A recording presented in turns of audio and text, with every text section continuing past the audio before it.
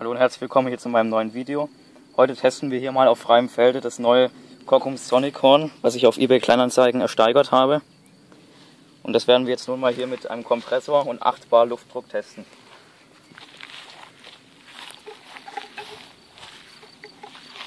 Okay, es geht los.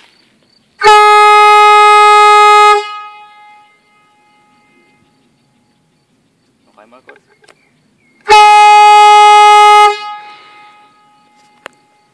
Also ich kann sagen, das ist so ziemlich das lauteste in meiner Sammlung, was ich hier hatte momentan. Und ich denke, es werden noch ein paar weitere Videos davon folgen. Bis zum nächsten Mal. Tschüss.